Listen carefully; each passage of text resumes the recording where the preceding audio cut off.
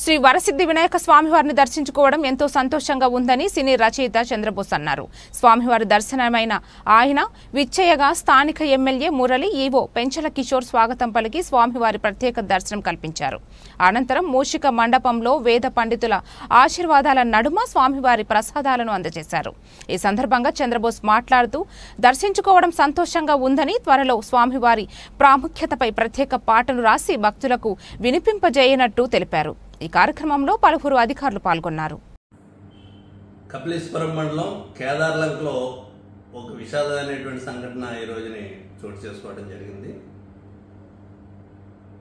కేదార్లంకలో ఇసుక దందా జరుగుతుంది. అక్కడ ఉచిత ఇసుకరామా ఈ ఇసుక అని చెప్పేసి పేరు చెప్తూ కొంతమంది స్థానికంగా ఉన్నటువంటి ప్రజాప్రతినిధులు అధికారుల యొక్క అండదండలతోటి ఇసుకని అక్రమ రవాణా చేస్తూ అక్కడ గోదావరి ఒడ్డున మరి మిషన్తోటి గోతులు దవ్వేసి ఇసుకని అమ్ముకుంటున్నటువంటి పరిస్థితి.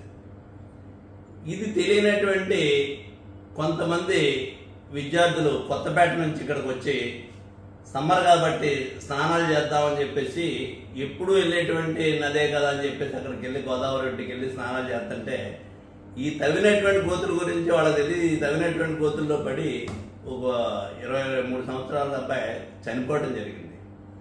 ఈ చనిపోయినటువంటి సంఘటన చూసుకున్న తర్వాత అక్కడ ఉన్నటువంటి ఈ అక్రమ ఇసుక రవాణా చేసేటువంటి మిషన్లు తీసుకుని ట్రాక్టర్లు తీసుకుని వీళ్ళందరూ పారిపోయారు. అనేక సార్లు ఇక్కడ అక్రమ ఇసుక రవాణా జరుగుతుందని చెప్పేసి కలెక్టర్ దృష్టికి, అధికారుల దృష్టికి, మైనింగ్ డిపార్ట్మెంట్ దృష్టికి కూడా తీసుకురావడం జరిగింది. ఏ రోజును కూడా పట్టించుకోవటం లేదు. అంటే చాలా దుర్మార్గమైనటువంటి పరిస్థితుల్లో వ్యవస్థలు నడుస్తున్నాయి. ఇక్కడ ఉచిత ఇసుక అనేటువంటిది చెప్తున్నారు.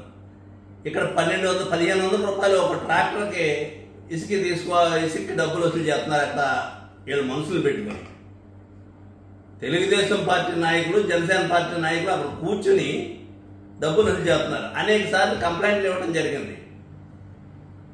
ఇది ఇక్కడ ఉన్నటువంటి ఆర్డీఓ కానీ, లేకపోతే రెవెన్యూ అధికారులకు కానీ, మైనింగ్ డిపార్ట్మెంట్లకు కానీ, పోలీస్ డిపార్ట్మెంట్కి కానీ అనేక సార్లు నేను కానీ, గ్రామస్తులు కానీ కంప్లైంట్ ఇవ్వడం జరిగింది. ఏమాత్రం కూడా పట్టించుకోలేదు.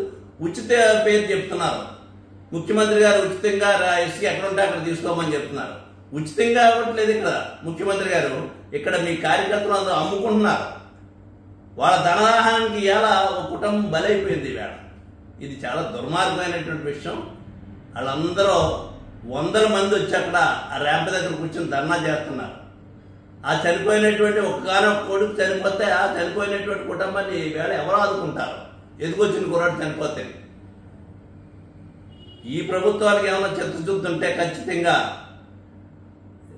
వెంటనే ఎంక్వైరీ చేసి ఆ ర్యాంప్ నడుపుతున్నటువంటి వాడు ఎవరైతే ఉన్నారో వాళ్ళందరినీ అరెస్ట్ చేసి ఈ కుటుంబానికి అరెస్ట్ చేసి జైల్లో పెట్టి ఈ కుటుంబానికి న్యాయం చేయాలనేటువంటిది ఈ ప్రభుత్వాన్ని నేను డిమాండ్ చేస్తున్నాను. మీ చిత్తశుద్ధిని నిరూపించుకోండి. ఈ ప్రభుత్వం తరఫున ఉన్నటువంటి పెద్దలకు అందరికీ కూడా చెప్తున్నాను.